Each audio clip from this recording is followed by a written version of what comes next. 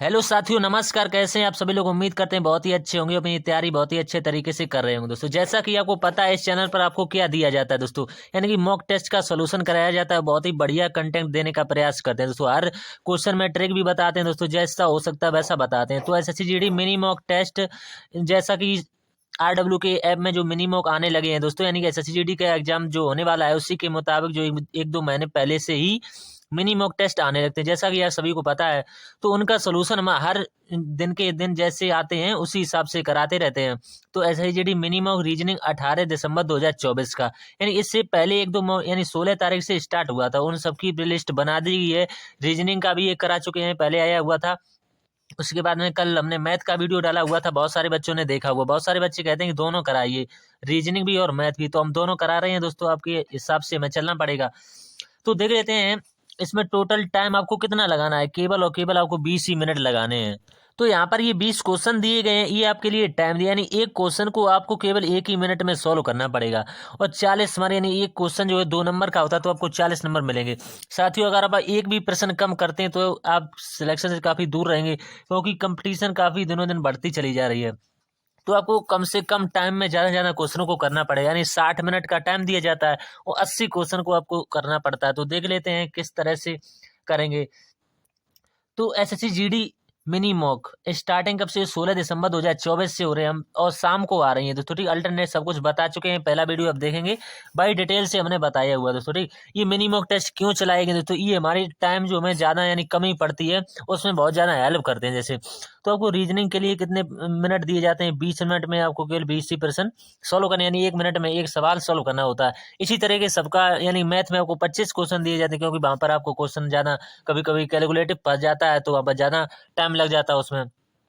तो चैनल पर पहली बार है, चैनल को सब्सक्राइब कर लीजिएगा, ज़्यादा से ज़्यादा लोगों तक शेयर कीजिएगा। तो थोड़ी जितने भी आपके पास स्टडी ग्रुप, अगर आप ये पीडीएफ चाहते हैं, पूरे आपको क्वेश्चन मिलेंगे इसमें, आप इसकी वो बना सकते हैं दोस्तों। ठीक, यानी हैंड राइटिंग नोट्स लिख सकते हैं उसमें, बढ़िया तरीके से लिख सकते हैं एक एक प्रश्न नोट करके। तो देख लेते हैं किस तरह से सवालों को हम सॉल्व करें। एक बात और कहना चाहते हैं, जो भी साथी इस सेट से अपनी प्रैक्टिस करना चाहते हैं तो वो इस सेट को ले सकते हैं, यानी कि हैंड राइटिंग नोट से ले सकते हैं। तो यहाँ से इस नंबर पर जैसे ही आप एमएसजी करेंगे तो आपको मिल जाएगा दोस्तों। ठीक, ये बात हम पहले ही आपसे कह रहे हैं। तो आपको बढ़िया तरीके से दिया जाएगा, एक एक सेट है। ये दूसरा हमने सेट लगा दिया, पहला भी है, यानी 3 सेट अभी तक हो चुके हैं, वो कंप्लीट रखे हैं। तो जो भी साथी नोट्स हैंड राइटिंग लेना चाहते हैं तो इस नंबर पर आप एमएसजी कर दीजिए, आपको मिल जाएगा दोस्तों। ठीक, तो पीडीएफ के लिए बहुत सारे साथी कहते हैं पीडीएफ नहीं मिल पाता है, कौन सा चैनल है? Telegram channel. तो टेलीग्राम का जो लिंक है वो डिस्क्रिप्शन में लगवा देंगे, और वहाँ से आप सीधा टेलीग्राम पर चले जाएंगे तो वहाँ से पीडीएफ और ये क्लास सब कुछ वहाँ पर मिल जाएगी। तो बिना टाइम वेस्ट किए हम सीधा अपने पहले प्रश्न की तरफ बढ़ते हैं, क्योंकि हमें कम टाइम के अंदर, यानी समझाते हुए भी हम 20-22 मिनट में आपको समझा देंगे, और 20 ही क्वेश्चन है। तो देख लेते हैं पहला प्रश्न किस तरह से बनेगा दोस्तों। ठीक, तो सपोर्ट अपना बनाए रखिए दोस्तों, ज़्यादा से ज़्यादा लोग तक शेयर कीजिए। चैनल पर पहली बार है तो सब्सक्राइब अवश्य कर लीजिए। तो पहला प्रश्न, एक निश्चित कूट भाषा में, यानी इतने को इतना लिखा जाता है थोड़ी, और उसी कूट भाषा में इतने को कैसा लिखा जाएगा? तो आपको क्या करना, एम से सीधा एक ही ऑप्शन चेक करना है, यानी एक एक अक्षर से चेक करते चले। एम से 8 हो गया, तो एम से 8 हो गया। एम कितने पर होता है? 13 पर होता है। ठीक, और एच के पहले पहले अक्षर आपको मिलाना है, सभी मिलाने लगे तो एक ही प्रश्न में आप 4 मिनट लगा देंगे। तो फायदा फिर कैसे होगा? तो सिलेक्शन ही नहीं हो पाएगा। तो एच जो है कितने पर होता है? 8 पर। तो यहाँ से यानी कि 13 से 8 पर जा रहे हैं, तो माइनस का कितना हो रहा है? 5 हो रहा है भाई, हम इसमें कर देंगे। सी यहाँ से कितने पर आप मान सकते हैं? जैसे सी मानने के लिए बहुत सारे बच्चे कंफ्यूज होते हैं इस सवालों में। तो जैसे 27 पर क्या हो जाता है? ए हो जाता है। 26 पर अक्षर खत्म हो जाते हैं, फिर 27 से हम शुरू कर सकते हैं ए। फिर 28 पर क्या हो जाता है? 28 पर हो जाती है बी। ठीक, फिर 28 और 29 पर क्या हो जाती है? सी हो जाती है। ये सवाल हम समझाने के लिए आपको बता रहे हैं दोस्तों, ठीक है? ऐसा कोई भी नहीं बताएगा आपको। तो 29 पर क्या हो जाती है? सी। 28, 27, 28, 29 पर सी हो जाए। इसी तरह से अक्षर फिर बढ़ते चले जाते हैं। तो 29 पर सी है, तो हम यहाँ पर सी को 29 पर मानेंगे। तो 29 में से हमें 5 को माइनस करना पड़ेगा। तो जैसे हम 5 को माइनस करें तो कितना बचेगा? 24। और 24 पर अक्षर होता है एक्स, तो हमारी स्टार्टिंग जो होगी वो एक्स से होगी। तो यहाँ पर दो ऑप्शनों में एक्स दिया हुआ है, हमने पता कर लिया कि एक्स से स्टार्टिंग होगी। अब दूसरा अक्षर मिला, यहाँ से ए दिया हुआ है, यहाँ से एफ दिया हुआ है। तो ए कितने पर होता है? 1 पर। और एफ यहाँ से कितने पर होता है? यानी कि 6 पर होता है। तो प्लस कितना हुआ? प्लस का 5 हो रहा है। तो दूसरे वाले अक्षर में हम यहाँ से 5 प्लस माइनस कर देते हैं तो यहाँ से कितने पर होता है, यू 21 पर होता है। 5 जोड़ेंगे तो जैसे ही 5 जोड़ेंगे तो कितना आ जाएगा, 26 आ जाएगा। तो 26 पर क्या होता है, जेड, तो एक्स जेड से कौन सा ऑप्शन स्टार्ट होगा, ना तो ये केवल ऑप्शन नंबर बी होगा, तो ये इसका राइट आंसर होगा। क्वेश्चनों को ट्रिक से सॉल्व किया जाता है टाइम बचाने के लिए दोस्तों, ठीक, क्योंकि जितना अधिक टाइम बच जाएगा भाई हमें यानी कि बाद में जाकर के फायदा होगा। दूसरा सवाल, इसमें चिन्हों को बदलना पड़ेगा, तो पहला चिन्ह बदल लेते हैं, यानी माइनस और भाग को बदलेंगे तो लिखेंगे पूरी समय कर 12 और प्लस समय नहीं बदलना है 81 और भाग लगाएंगे यहाँ पर, क्योंकि हमें माइनस और भाग को बदलना है यानी कि 27, ठीक 27 लिख लेंगे। इसके बाद में गुणा दिया हुआ तो गुणा को भी नहीं बदलना है। उसके बाद में भाग है तो भाग को हमें क्या लिखना पड़ेगा, यानी कि 9 दिया हुआ तो 9 लिख लेंगे। उसके बाद में हमें माइनस लगना पड़ेगा और 3 बराबर हमें 36 लाना है। तो काटेंगे, सबसे पहले क्या सॉल्व करेंगे, भागी तो सॉल्व किया जाता है सबसे पहले।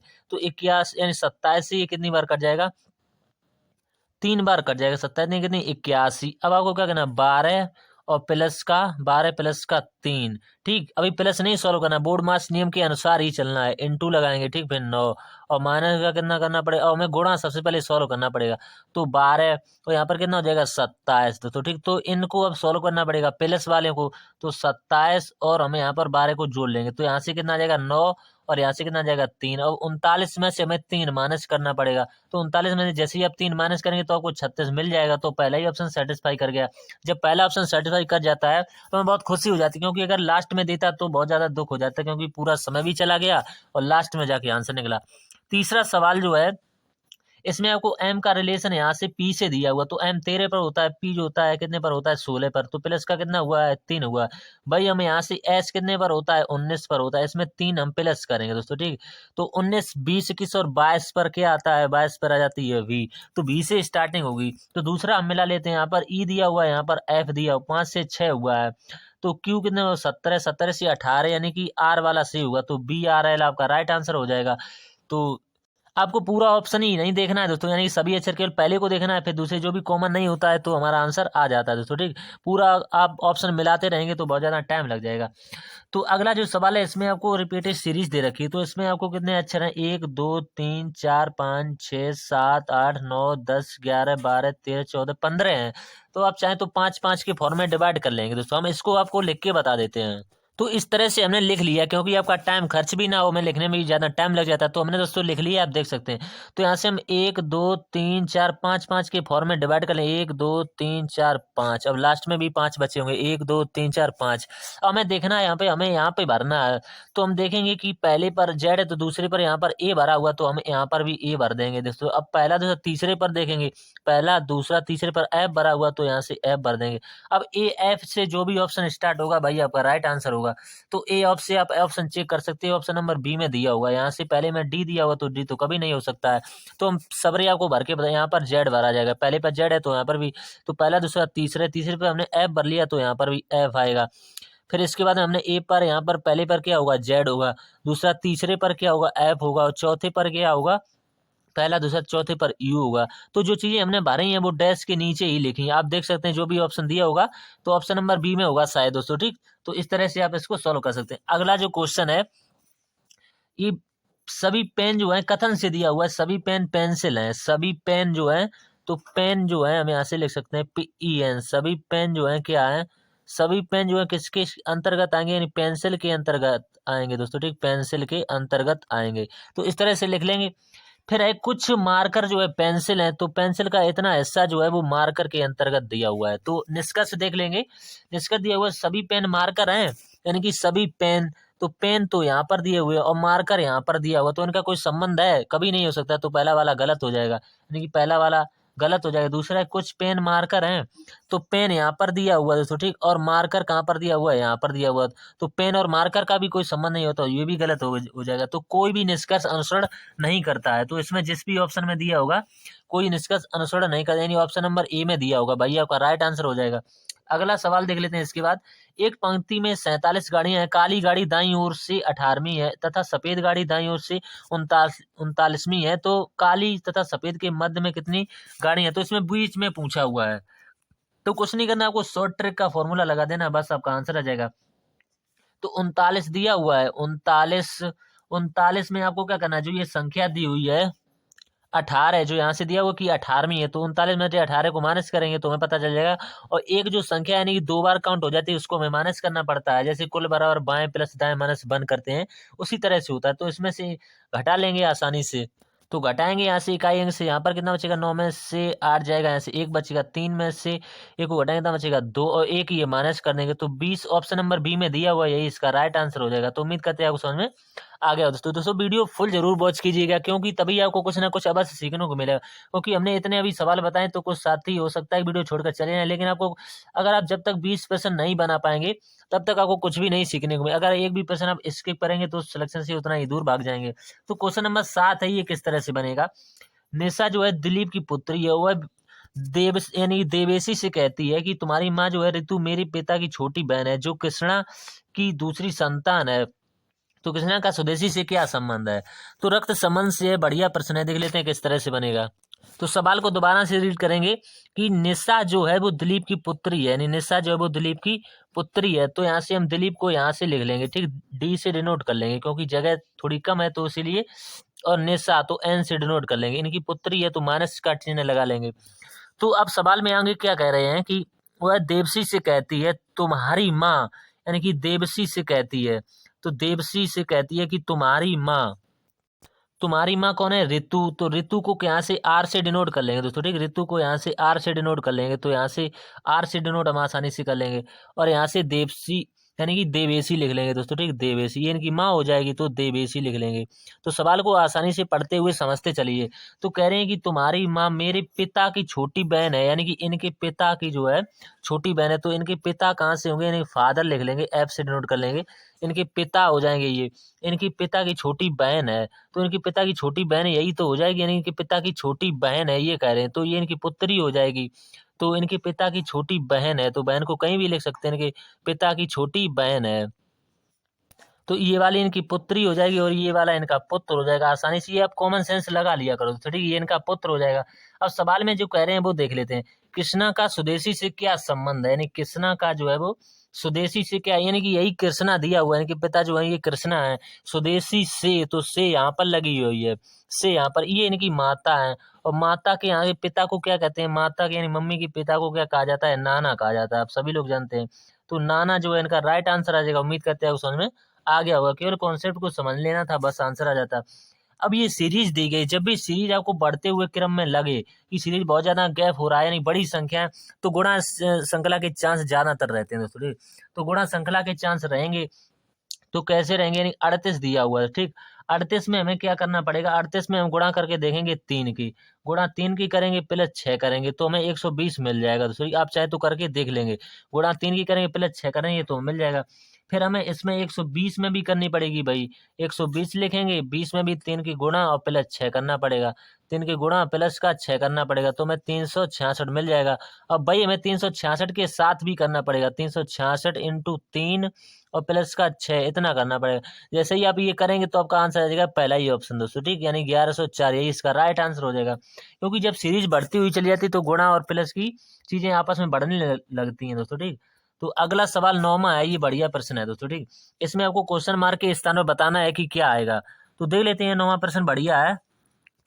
इसमें आपको सबसे पहले किसी एक चीज को पकड़ लेना है, हम इसको पहले ही को पकड़ते हुए चलेंगे। ये यहाँ पर दिया हुआ था दोस्तों, ठीक, यहाँ पर, फिर यहाँ पर आ गया, फिर यहाँ पर आ गया, अब ये यहाँ पर कहाँ पर आएगा, यानी कि यहाँ पर आएगा दोस्तों, ठीक, यानी यहाँ पर आएगा, वो भी खड़े के तौर पर आएगा, ऐसा आएगा, ऐसा। और वो आएगा कहाँ पर, यहाँ पर आएगा, क्योंकि ये बॉक्स छोटा है तो यहाँ पर हम इस तरह से ही डिनोट कर देंगे। फिर आपको कोई चीज एक और पकड़ लेनी है, ये वृत्त वाला पकड़ लेना है, गोला वाला दोस्तों, ठीक। इसमें ये खड़ी लाइन देख रखी है यहाँ पर, फिर यहाँ पर पड़ी लाइन आ गई है दोस्तों, ठीक, फिर यहाँ पर खड़ी लाइन आई है, तो यहाँ पर भी पड़ी लाइन आएगी। वो आई भी कहाँ पर, ये देख लेंगे। यहाँ पर ऊपर दिया हुआ है, फिर यहाँ पर नीचे आया हुआ है दोस्तों, ठीक, फिर यहाँ पर नीचे आया, फिर यहाँ पर नीचे ही दिया हुआ है, फिर यहाँ पर ऊपर आएगा, तो ऊपर यहाँ से कितने ऑप्शन में दे रखा है भाई हम देख लेंगे। तो ऊपर यहाँ से सब ऑप्शन में लेकर, लेकिन हमें इस लकीर से मतलब है, ये जो खाली लकीर है इससे मतलब है कि खड़ा आएगा या फिर पड़ी हुई लाइन आएगी। तो यहाँ से पहले में देखेंगे तो पहले में कुछ इस तरह से आ रही है दोस्तों, ठीक, पहले में कुछ इस तरह से आ रही है, फिर दूसरे वाले में कुछ इस तरह से आ रही है, फिर इस तरह से आ रही है। तो अब लाइन जो आएगी बॉक्स में इस तरह से आएगी, ऐसी वाली लाइन। तो ऐसी वाली लाइन किस ऑप्शन में दी हुई है? ना तो इसमें दी हुई है, ना तो इसमें दी हुई है, ना तो इसमें दी हुई है, केवल ऑप्शन नंबर डी में दी हुई है। तो यही इसका राइट आंसर हो जाएगा दोस्तों, ठीक। गलतियां पहचानेंगे आपको बहुत जल्दी आंसर मिल जाएगा। अगला सवाल इसमें दिया हुआ है कि इसका संबंध जो 8 से इसका लगाएंगे, फिर हम जो संख्या आएगी उसका संबंध इससे लगाएंगे।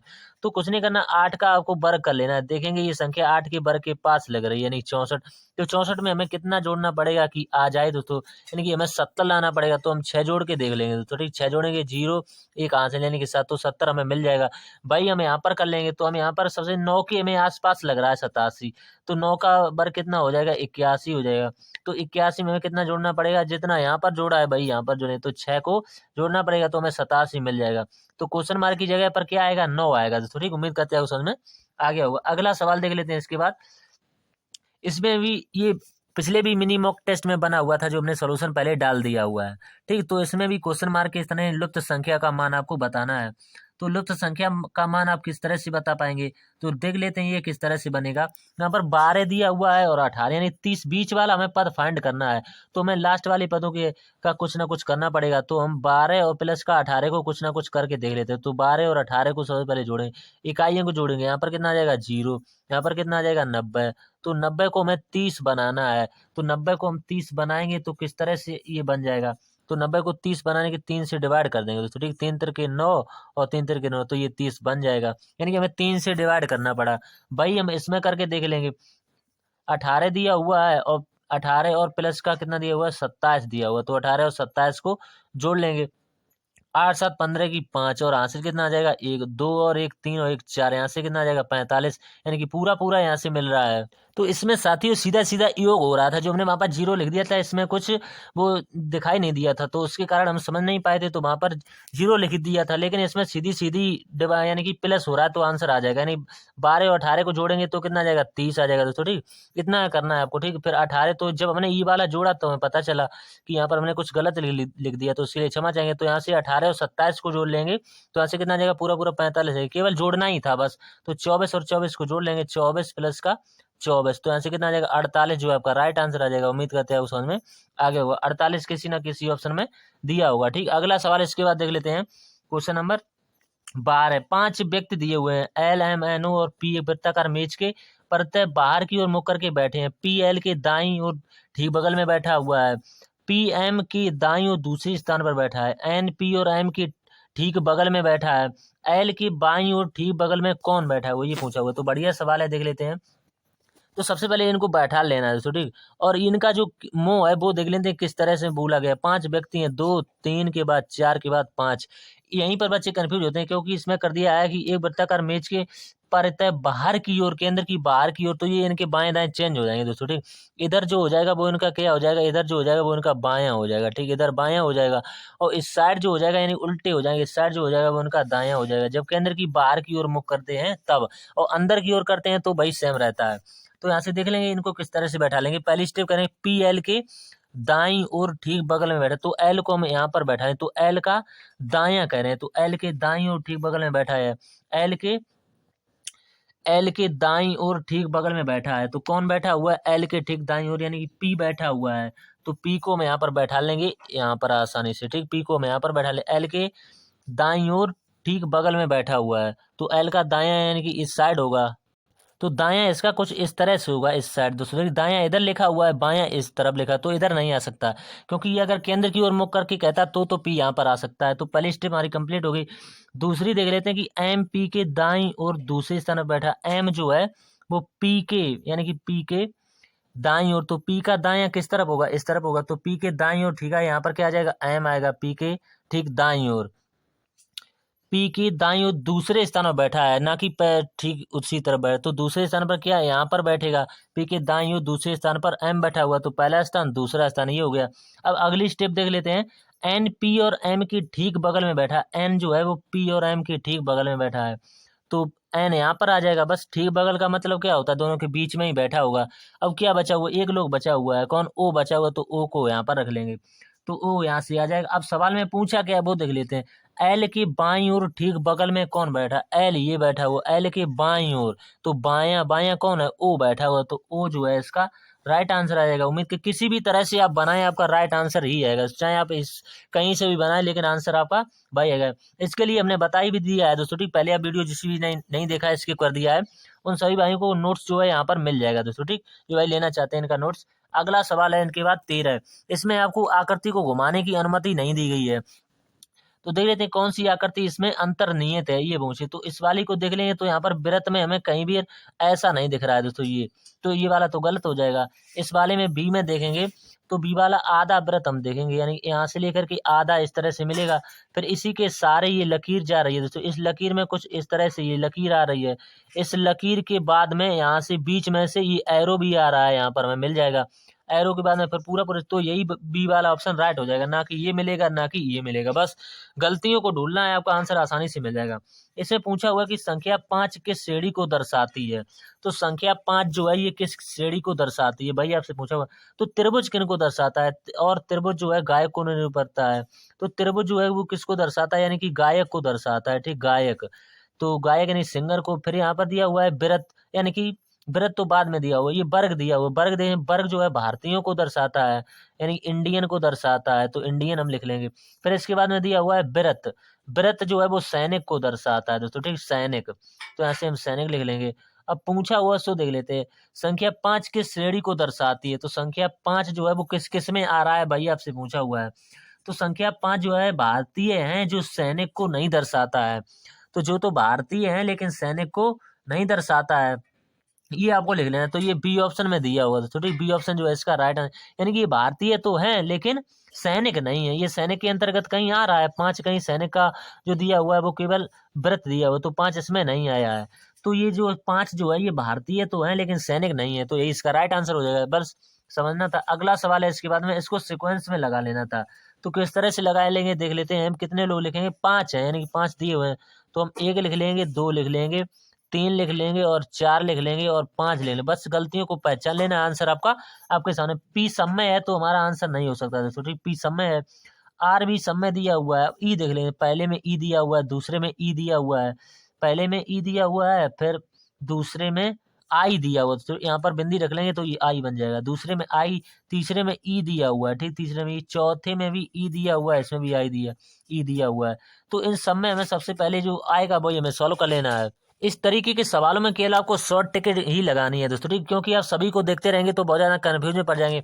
अब यहाँ पर आप देख सकते हैं पहले वाले में ई दिया हुआ है, इसमें आई दिया हुआ है दोस्तों, ठीक, आई 9 पर होता है, ई 5 पर होता है, तो भाई हमें इसमें नहीं पता कर सकते कौन सा अंग्रेजी वर्ड शब्दकोश में सबसे पहले आएगा, तो इसका तो अभी बताया नहीं। आगे हम देख लेते हैं, आगे जो यहाँ पर है ई के बाद में क्या दिया हुआ है, एस दिया हुआ है, ठीक, समझते चलिए। दूसरे में यहाँ पर आई है, आई के बाद में यहाँ पर भी एस दिया हुआ है, फिर यहाँ पर भी एस दे रखी है, फिर यहाँ पर चेंज है, यहाँ पर पी दिया हुआ है और यहाँ पर एम दिया। अब हम पता कर सकते हैं कि पी और एम में कौन पहले आएगा, पी 16 पर होता है, एम 13 पर, तो पहला स्थान जो मिलेगा वो 5 वाले को मिलेगा, पहला स्थान जो मिलेगा वो किसको मिलेगा, 5 वाले को मिलेगा।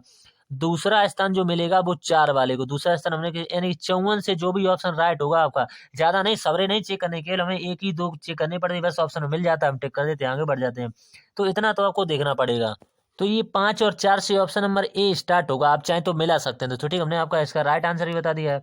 अगला सवाल है क्वेश्चन नंबर 16, इसमें दिया हुआ कि अलीसा एक एथलीट है जो दक्षिण की ओर 10 किलोमीटर चलती है, दक्षिण नीचे होता है तो दक्षिण की ओर कितना चलती है, 10 किलोमीटर चलती है, तो 10 ले लेंगे। फिर कह रहे हैं दौड़ती है और फिर बाईं ओर मुड़ जाती, बायां इसका इस तरफ होगा तो सुना कि इस तरफ, ठीक, और 6 किलोमीटर चलती है तो 6 लिख लेंगे यहाँ से। दौड़ने के बाद वह फिर से बाईं ओर मुड़ती है तो फिर से बायां इसका किस तरफ होगा, ऊपर ही होगा, इसका बायां जो होगा वो ऊपर होगा, इस तरफ चलती है और चलती है कितना, 10 चलती है, यानी कि यहाँ से स्टार्ट की थी और यहीं पर आ गई, यानी कि बीच की अगर दूरी पूछता है तो 6 किलोमीटर यहाँ से यहाँ तक आ जाएगी। लेकिन पूछा क्या हुआ है, अब आरंभिक बिंदु से किस दिशा, उसने आरंभ इस बिंदु से कर दिया है, और ये दिशा कौन सी होती है, आप जानते हैं कुछ इस तरह से होती है, यहाँ पर क्या हो जाता है, पूरब हो जाता है, यहाँ पर क्या हो जाता है, पश्चिम हो जाता है, ठीक, पश्चिम। ऊपर कौन सी दिशा होती है, यानी उत्तर होती है, नीचे कौन सी होती है, दक्षिण। तो उसने स्टार्ट कहाँ से किया था, यहाँ से स्टार्ट किया था, अब वो इस दिशा में है, इस यानी कि इस दिशा में, तो कौन सी दिशा में, पूरब में, तो ऑप्शन नंबर ए जो है इसका राइट आंसर आ जाएगा। उम्मीद करते हैं समझ में आ गया होगा। अगला सवाल इसके बाद क्वेश्चन नंबर 17, 4 अच्छे समूह दिए गए जो जिनमें से 3 किस तरह से संगत है और एक असंगत है, तो असंगत का आपको चयन करना है। तो कुछ नहीं करना है, सबको अब तो जोड़ लेना है सबसे। जेड जेड दिया हुआ है दोस्तों, ठीक। फिर बी दिया हुआ है, फिर एफ दिया हुआ, देख लेते हैं कितना कितना प्लस हो रहा है। फिर एल दिया हुआ है, तो जेड से बी पर जाएंगे, तो यहाँ से कितना प्लस हो रहा है, प्लस का 2 पर 2 हो रहा है। बी 26, यानी बी को आप कितना मान सकते हैं, 28 मान सकते हैं दोस्तों, बी को 28। अब बी से यहाँ पर जाएंगे, कितना प्लस हुआ, यानी कि 4 प्लस हुआ। फिर यहाँ से यहाँ जाएंगे, कितना 6 प्लस हुआ। तो ये सीक्वेंस चल रही है। तो ये सीक्वेंस और भी ऑप्शनों में सभी में चेक कर लेंगे। अब जिस भी ऑप्शन में नहीं मिलेगी, एक में हमने आपको चेक करके बता दी है, इसमें भी दूसरे में भी आप चाहो तो हम बता देते हैं। दूसरे में बी से डी हुआ, बी से डी हुआ यानी प्लस 2 हुआ। फिर डी से एच हुआ, तो डी 4 पे और एच 8 पे, यानी इसमें भी प्लस 4 हो रहा है दूसरे वाले में। तो एच जो है 8 पर होता है, एन जो है 14 पर होता है। तो 8 7 यानी कितना दिया हुआ है, इसमें जो है वो 7, इसमें जो है 6 भी प्लस हो रहे हैं, इसमें भी 6 प्लस हो रहे हैं। तो ये भी पूछा है कि असंगत अक्षर का समूह करें, यानी कि ये भी संगत है, ये भी संगत है, और सी वाला भी संगत होगा, यानी डी वाला जो है वो असंगत होगा। भाई आपका राइट आंसर होगा डी वाला में दिया होगा, यानी ओ दिया हुआ है और क्यू दिया हुआ है। यहाँ पर लिख देते हैं अच्छे तरीके से, ओ दिया हुआ है और क्यू दिया हुआ है। सॉरी, ओ दिया हुआ है, क्यू दिया हुआ, और यू दिया हुआ है और बी दिया हुआ है। आप देखेंगे यहाँ पर तो प्लस का 2 होगा, यहाँ पर भी प्लस का 2 होगा, यहाँ पर प्लस का 4 होगा, लेकिन यहाँ पर प्लस का 7 हो रहा है, लेकिन सब में 6 का हो रहा है। तो जी हमारी संगत है, ये 7 हो रहा है, यही असंगत हो जाएगा। तो ऑप्शन नंबर डी जो है इसका राइट आंसर होगा क्वेश्चन नंबर 17 का, ठीक। अगला सवाल है इसके बाद क्वेश्चन नंबर 18। इसमें आपको चिन्ह बदलने पड़ेंगे। तो चिन्ह बदल करके हमें एट द रेट सब में दे रखा है, लेकिन हमें चिन्ह पता ही नहीं किस तरह से हम चिन्ह को बदलेंगे। तो उसमें चिन्ह बदलने पड़ेगा, आपका राइट आंसर आ जाएगा। तो क्वेश्चन नंबर 18 है, इसमें आपको चिन्ह बदल लेने हैं, बस आपका राइट आंसर होगा। तो इसमें ऑप्शन हमने ऐड नहीं कर पाए, तो वो ऑप्शन जो है वो सी में दिया हुआ। आप जैसे ही चिन्ह बदलेंगे, ये वाले ही नहीं होंगे दोस्तों, जैसे ही आप चिन्ह बदलेंगे तो आपका राइट आंसर मिल जाएगा। बस इसमें कुछ करना ही था, इसमें भी कुछ नहीं करना। सी का जो है अपोजिट आपको बताना है, तो यहाँ से ई का क्या हो जाएगा, एफ हो जाएगा। एफ का क्या हो जाएगा, डी बचा क्या है, सी का तो एच बचा हुआ है, तो सी का जो विपरीत क्या हो जाएगा, एच हो जाएगा। तो एच जिस ऑप्शन में दिया होगा भाई आपका राइट आंसर होगा। यानी क्वेश्चन नंबर 19 तक हम आसानी से पहुंच चुके हैं। जो अगला सवाल है वो लास्ट सवाल है, इसका आंसर जो है वो सी में दिया होगा, ठीक। अगला सवाल है इसके बाद क्वेश्चन नंबर 20 है, ये लास्ट है। इसमें आपको ये दर्पण प्रतिबिंब लगा हुआ है, तो दर्पण में क्या होता है, दर्पण की पास वाली चीजें पास ही रहती है। ये लाइन कुछ इस तरह से दे रखी है, तो कुछ इस तरह से आएगी लाइन दोस्तों, ठीक, कुछ इस तरह से आएगी। अब जो दे रखा है यानी कि त्रिभुज, तो इसमें तो बिल्कुल ही गलत दे रखा है, इसमें तो बिल्कुल ही गलत दे रखा है। इसमें देखेंगे यहाँ से सबसे पहले बी वाले में भी यहाँ से क्या गड़बड़ कर दिया, यानी कि लकीर ही गड़बड़ कर दी है दोस्तों, ठीक। तो बी वाला भी आपका राइट आंसर नहीं होगा। इसके बाद में सी वाला देखेंगे, सबसे पहले यहाँ से इतना गैप कर दिया, ये इसलिए नहीं राइट आंसर होगा। अब सी वाला देख लेते हैं, तो सी वाला जो हमें बिल्कुल फिक्स लग रहा है, ये लकीर ऐसे दो हुई थी तो इसमें ऐसे आ गई, आ रही है बिल्कुल। त्रिभुज भी सही आ रहा है, तो यही इसका राइट आंसर होगा। इसमें भी गलत दे रखा है। तो 20 क्वेश्चन बन चुके हैं दोस्तों, ठीक। पीडीएफ के लिए टेलीग्राम पर जुड़ सकते हैं दोस्तों, ठीक। तो मिलते हैं किसी अगली जो है वीडियो में, मिनी मॉक में ही मिलेंगे। इसके बाद में जो कल आएगा मैथ का दोस्तों, ठीक। ये हमने रीजनिंग वाला आपको सॉल्व करा दिया है, ठीक। तो ज्यादा से ज्यादा लोगों तक शेयर करें, वीडियो अच्छा लगता है तो ठीक, चैनल को सब्सक्राइब बस कर लीजिएगा। मिलते हैं अगले वीडियो मॉक मैथ में, तब के लिए धन्यवाद दोस्तों।